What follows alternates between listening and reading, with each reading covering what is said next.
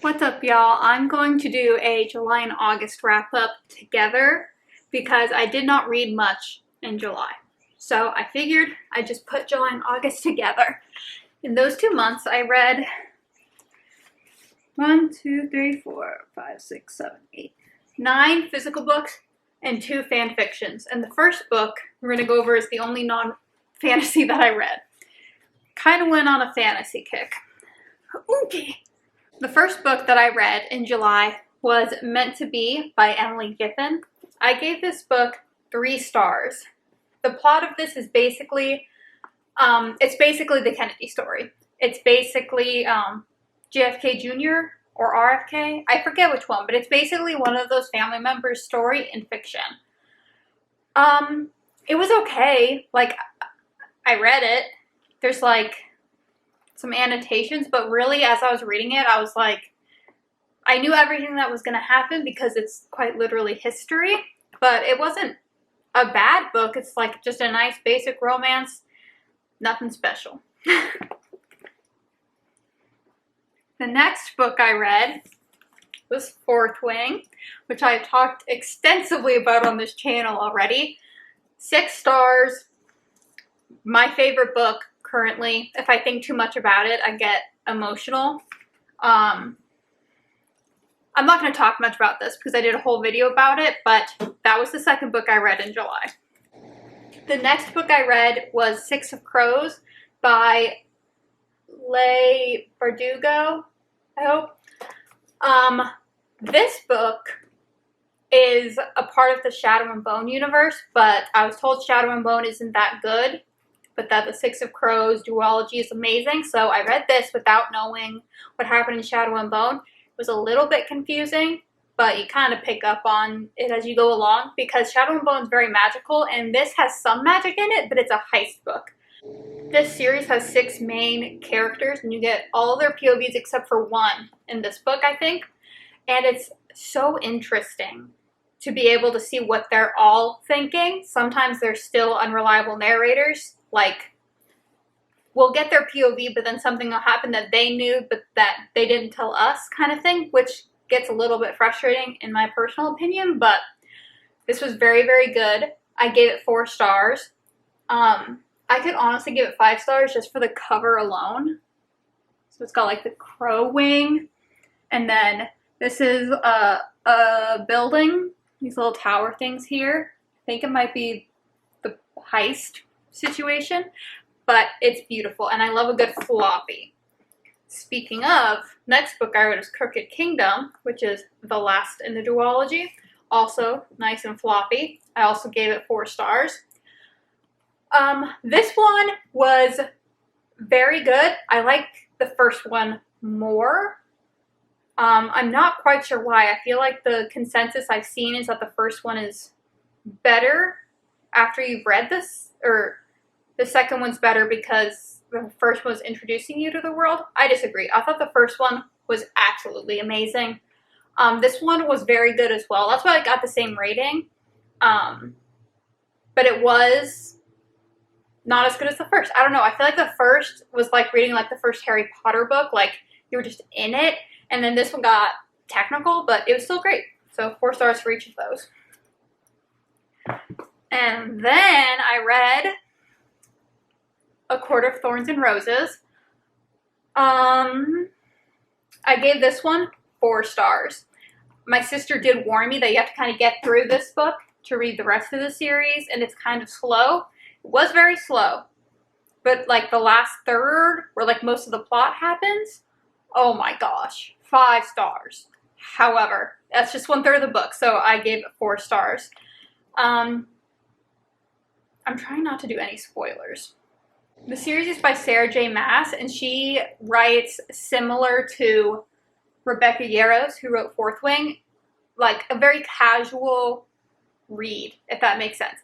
They talk like normal people, they curse. It's not like some fantasy books where it's like hard to follow. It was perfectly written.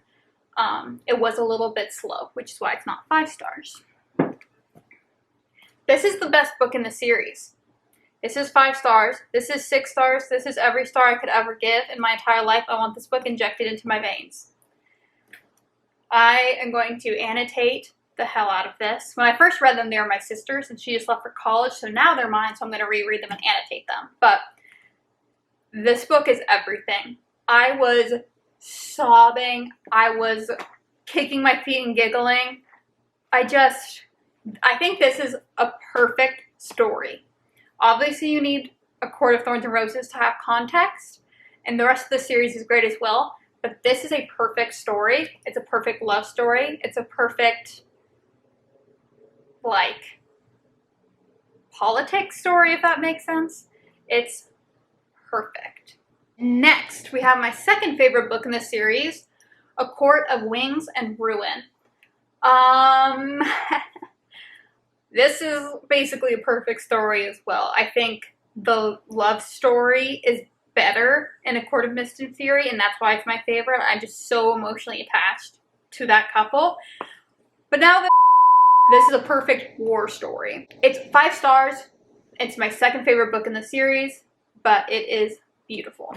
The next one is the novella, A Court of Frost and Starlight. It's a little tiny. I gave this one 3 stars.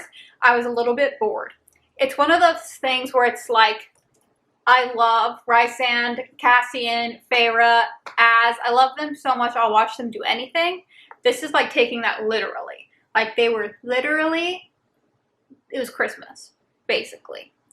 And I might need to rate it higher, honestly, because I think about this book a lot more than I thought I was going to. It really humanized a lot of the characters. Like, you're already, like, inside of, like, Feyre's mind throughout the whole series. This is when you start getting other people's perspectives. And it's very human, even though none of them are human. It really kind of, I think, as I look back on it and its place in the series, it like brings you down to like reality, or like what reality outside of war is like. And I'm going to change my rating to 3.5 at least. Maybe 4, because I certainly liked this more than the next book. This is my least favorite book in the series, A Court of Silver Flames. I still gave it 3 stars. It's still a fantastic read. It is, how many pages is the book? It is 751 pages, and I think she's climbing stairs for 300 of those pages. It was just so much longer than it needed to be.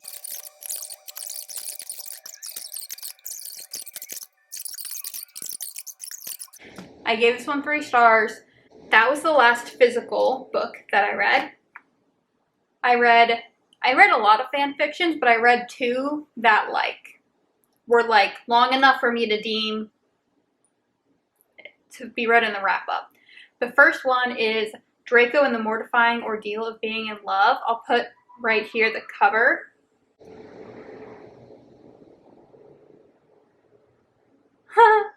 It's like a movie poster. I'm just noticing these things. It says, rife with historical inaccuracies, Severus Snape, and pure shit, Tom Riddle. That's so cute and clever. Anyway, I gave this 4 stars. I loved it. I'm a Hermione girl. I'm currently reading the zombie one, Love in the Time of Zombies or something with them. Let me just read you the synopsis. Hermione straddles the magical and non-magical worlds as the medical researcher and healer about to make a big discovery. Draco is an Auror assigned to protect her from forces unknown, to both of their displeasure. Features hyper-competent, fiery Hermione and lazy yet dangerous Draco. Slow burn. I loved this book. It's like an enemies to lovers, but it's civil. It's not like a dark fanfic like some fanfictions are. It's honestly just very sweet. It's long and there's a lot of things that happen, but I remember the whole time just thinking, this is so sweet. So basically, Draco and Hermione are both badasses. He's her bodyguard, and their banter is real. They're so cute.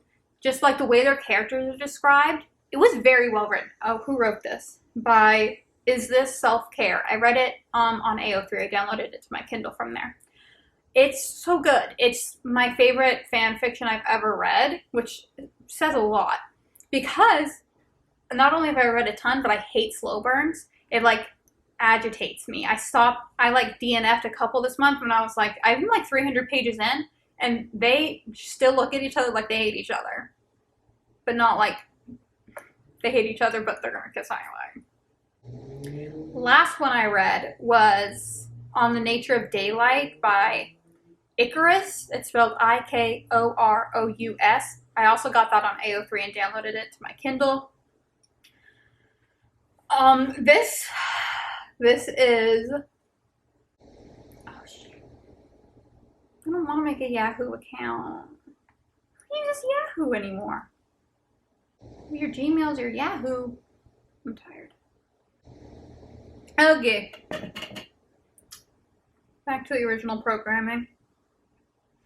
On the Nature of Daylight is a much smuttier book.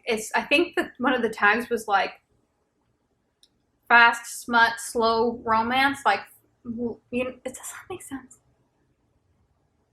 It's kind of like an Enemies with Benefits to like an actual like plot. There's a second book that I forget the name of. As a duology, very, very good. I don't know the name of it, so I'm not gonna. It's by the same person. I would probably also rank it 4 stars. So it is like X-rated, but the plot is just so very good. Oh, the sequel is called This Bitter Earth. I'm gonna put the cover for that one right here. Not that I found it. Let me go ahead and rate it 4 stars. It's hard to find fan fiction on here sometimes. It's a very like, it's not a dark Draco in like a scary way, I don't think. I think in the second book, the beginning is a little bit dark, but it's like dark Draco as much as Draco is dark in book 6 anyway. Like just struggling, you know? It was very, very good. So those are all the books that I read in July and August. Some much fewer books than normal, but much larger books than normal as well. So thank you for watching, and I'll see you in the next video.